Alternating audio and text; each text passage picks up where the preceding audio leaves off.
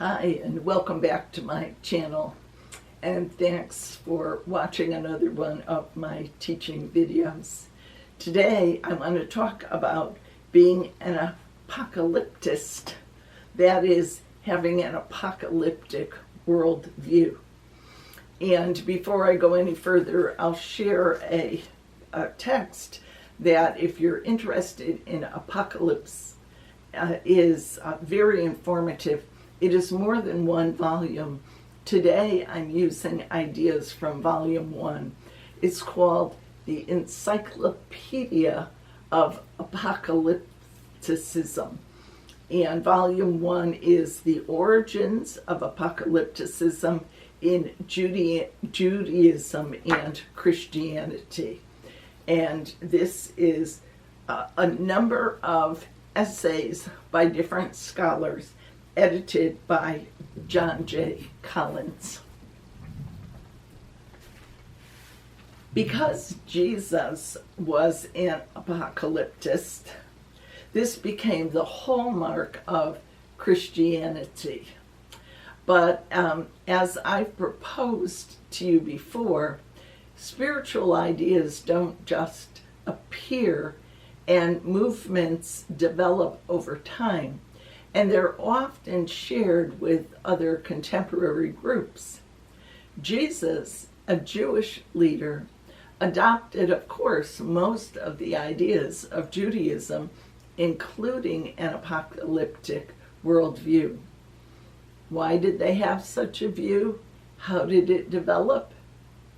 Well, it's not evident in the earliest Jewish writings, so I'm going to share a few places in the Hebrew scriptures where we can trace some development of apocalyptic thought through their writings. And at the beginning, it was assumed by Christianity, and it remains a popular topic of speculation in some Christian groups today. Writers and philosophers in the Near East, especially in antiquity, expressed their ideas through the narrative form. By sharing stories, often symbolic of supposed events, they explored and explained their world, why things are the way they are. One of the often repeated stories from antiquity is called a combat myth. And this is a genre that's used to seriously consider divine power and the rise and fall of nations and kings. In Canaan, the combat myth is found in the writings about Baal, the god of the Canaanites. And in Judaism, we see this myth in combat, in Yahweh's victory over Pharaoh at the sea. That's found in Exodus chapter 15. This event rescues the Hebrew people, defeats the monster Pharaoh, establishes Moses as leader and Yahweh as God of the Israelites, making them into a nation, restoring political order, and relieving their fears. Yahweh is viewed here as a storm god, a myth using wind, rain, and lightning to defeat their foes.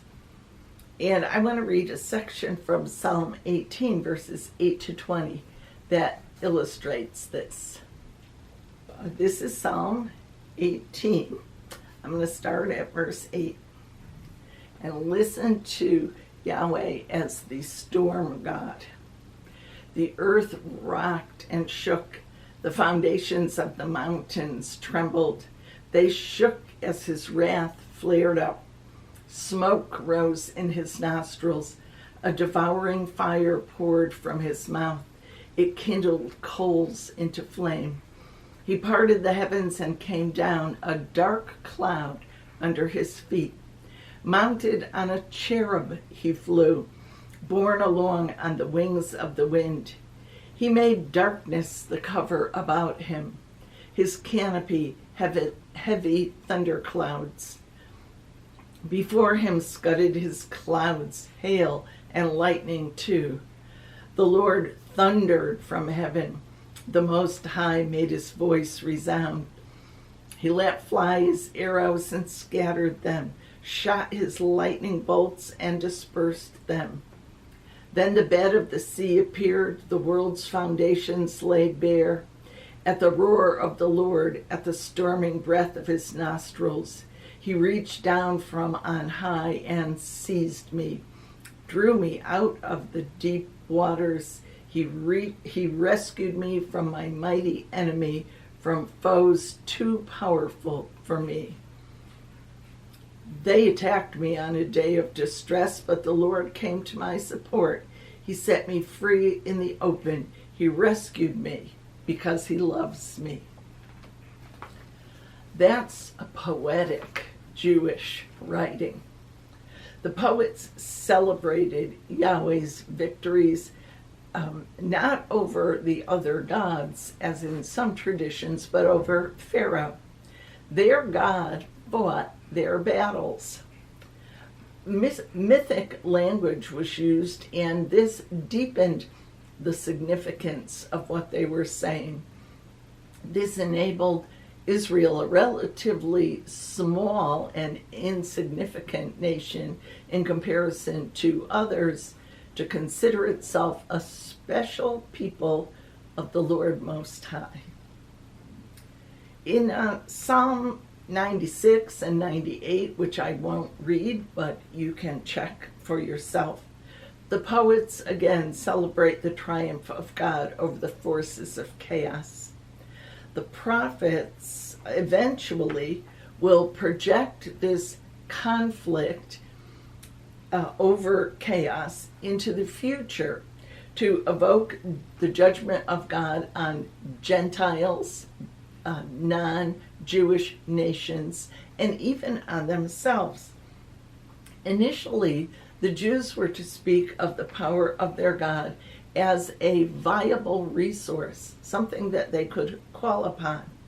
But after the exile of the people into Babylon, there were three stages of development that trend towards an apocalyptic worldview.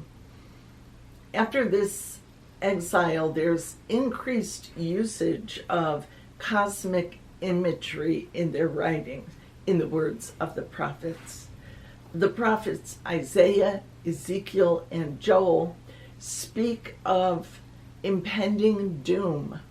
They tell of God swallowing up death, and that he will, let me quote, that he will punish Leviathan and slay the dragon that is in the sea. Your dead shall live, and their corpses rise. All of these prophetic utterances were probably related to specific circumstances. But in the course of history, these circumstances that they initially applied to have been lost. And so they're now being used as general predictions of the end of time, the final apocalypse. In 518, before the Common Era, Haggai foretold prosperity if the people would complete rebuilding the temple. This, however, failed to happen, and we find then a hope arising for a new heaven and a new earth. And this was resulting from a sense of hopelessness in the present world. In Isaiah 11, which is a prophecy from that time, we see hope of a life on the earth that is manifested in living longer years, a greater number of years, and being free from pain and care. But this still isn't a full apocalypse. That is yet to develop. The oldest true apocalyptic, a full apocalyptic writing, are found in author outside of the scriptures, in the books of Enoch. And those are a study in themselves, which we'll approach at a later date. Too much that we can't cover it all today. But they will influence greatly the later Jewish writings, and we'll see the books writing of Enoch in the Christian New Testament as well. It was written during the Hellenistic challenge to Judaism under Greek control, and this writing established apocalypses as pseudonymous writings. That means they are written in the name of an ancient and famous and important person, someone from the past, such as Enoch. The only apocalypse found in the Jewish Bible is found in Daniel, the second half of Daniel, and that text reviews history up to and including the abuses of Antiochus Epiphanes IV.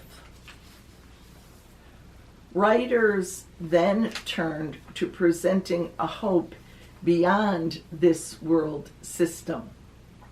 God will intervene decisively at some future point, destroy everything that's wrong with our world, and establish a literal new heaven and a new earth. And this view is expressed by the Jewish Jesus, continued by the apostles, and vividly depicted in the Christian Bible in its only apocalypse, the Revelation or the Apocalypse of John. In my estimation, then, the events of Jewish expectation go through four basic periods of development. First, the time of the poets, when it was sufficient to know that the God of their past performs on their behalf. They felt they could rely upon that. Then comes the time of the prophets, when they ask God to act once again as he had in ancient times, in the older days. And when this fails to happen and the exile occurs, the prophets call for a religious revival, feeling that perhaps it was the fault of the people not being religious enough, that God has failed to act for them. And at this time, the proto-Orthodox predict a peaceable earthly existence. But in light of continued struggle against domination, exemplified by Antiochus Epiphanes IV, the Apocalyptists presented an entire new heaven and earth at some future time. With the destruction of the temple and their expulsion of the Jewish people from Jerusalem during the Jewish revolt that ended in 70, the Jews stopped writing apocalypses. Christians continued the genre until they became the dominant Roman religion and were no longer facing persecution. I have other videos about apocalyptic writings and examinations of some of them. If you check the playlist that is entitled Apocalyptic Literature. And I thank you once again for being here today. I appreciate your support, and invite you, if you have any comments or questions, to just put them in the description box below, and I'll be happy to answer them if I can. And I hope to see you again soon. Take care.